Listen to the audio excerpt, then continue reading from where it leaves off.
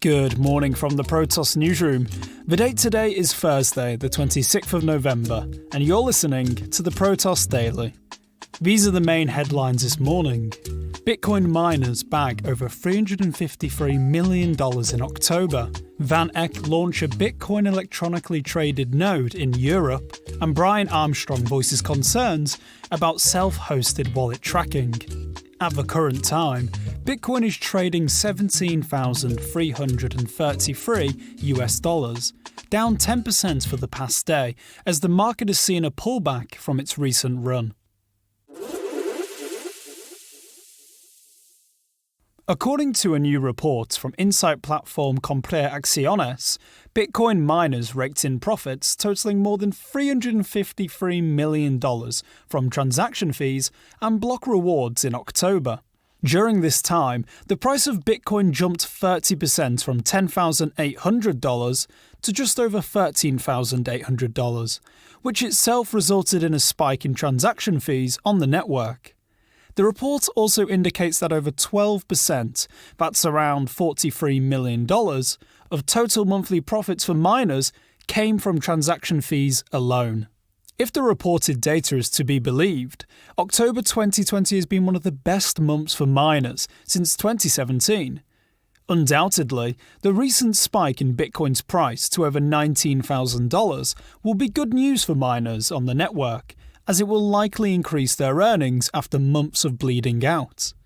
Data from blockchain analytics studio Glassnode further suggests that the daily Bitcoin profits for miners are currently over $21.5 million, returning to levels not seen until before the latest Bitcoin halving event, which took place in May. US investment management firm VanEck, known for its multiple attempts to launch a Bitcoin electronically traded fund in the past couple of years, announced yesterday the launch of a new product for the European market. The Bitcoin electronically traded node, or ETN, will enable investors to gain easy access to the number of cryptocurrency by market capitalization by betting on its price movements as an alternative to buying spot and having to worry about regulatory and storage issues. The product will be traded on German Deutsche Börse Citra and will use market data provided by financial services firm MV Index Solutions.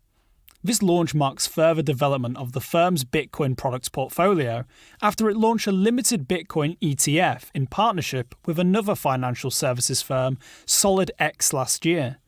The limited ETF, however, failed to gain much traction as it was deemed available only to qualified institutional investors.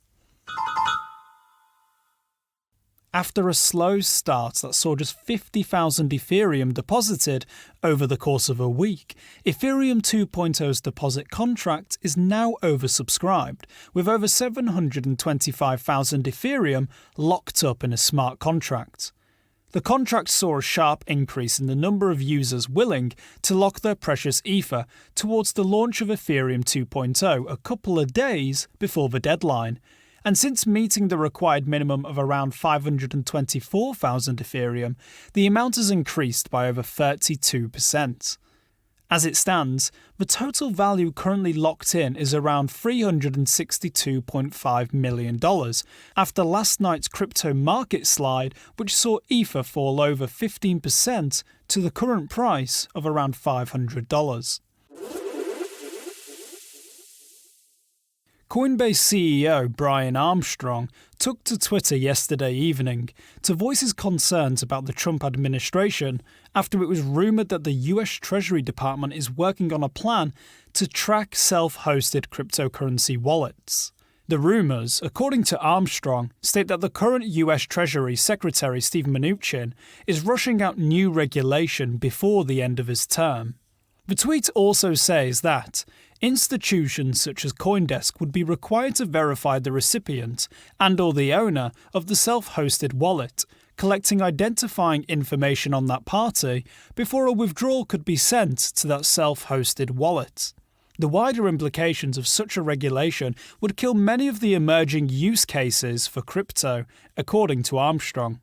Currently, such regulation is active in the jurisdictions of Switzerland and the Netherlands, where virtual asset providers are required to prove the ownership of non-custodial crypto wallets ahead of the transfer.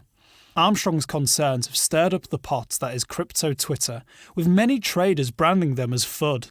With that final day of Trump's administration as it stands, scheduled for 20th of January 2021, we'll all have to wait to see if these rumours become a reality. It looks like PayPal's recent move to allow users to buy and sell crypto using its platform hasn't gone to plan for everybody, after a user took to Reddit last night to report that the company has banned his account for crypto trading using the company's newly launched service. The user, known on Reddit as the Cool Doc, explained that PayPal sent them a message stating that it's permanently limiting access to the account in question due to a potential risk. The Cool Doc has further explained that, for the past week, they have executed roughly 50 trades. The platform imposed a $10,000 limit, subsequently raised to $20,000 for crypto purchases made within a week for customers in the US, but the Cool Doc denies exceeding this amount. Along with the rollout, PayPal has stated that no transaction fees will be charged until 2021, which makes the matter even stranger, keeping in mind that this move should incentivize users to buy and sell cryptocurrency. New data-driven research on the mysterious inventor of Bitcoin, Satoshi Nakamoto, has suggested that his likely location while creating Bitcoin was London. The research published on the Chain Bulletin has analysed Satoshi's Bitcoin Talk posts, emails, code commits, and metadata from all versions of Bitcoin he worked on. Author Doncha Karaivanov explained that the research relied on timestamps that cover approximately 742 activity instances from 206 days, in a non-consecutive order, with the first timestamp document dating from the 31st of October 2008 and the last document from December 13th, 2010. Using this information, the researchers compiled charts based on suspected time zones in order to find out whether or not Satoshi was working during certain times.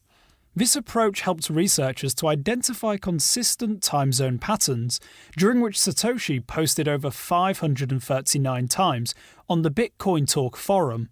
This, on its own, pushed the researchers to eliminate certain time zones, leaving the UK, US Eastern, and US Pacific as the most likely places. Another key part of the research points to the message embedded in the Bitcoin Genesis block, which quotes the Times of London newspaper issue from January 3, 2009. Karaivanov has highlighted that this particular issue of the Times was not circulated in the US. Although it was available online, the headline reading, "Chancellor on brink of second bailout for banks," was in fact different. Last but not least, the researchers pointed out Satoshi's British spellings. However, this detail could be easily debunked if we assume that Satoshi studied in a UK educational institution, for example. Although the research seems to check out, there are still a few loopholes which leave a certain amount of uncertainty. As for Satoshi, whether or not he'll make another appearance remains a mystery, but if he was to reappear, what better time to do it than exactly 10 years since we last heard from him? For the record, this just happens to be in exactly 17 days. Thank you for listening. If you'd like to stay up to date with the latest from the world of crypto, make sure you subscribe to the Protoss Daily on Spotify, Apple Podcasts, and all other major podcast providers.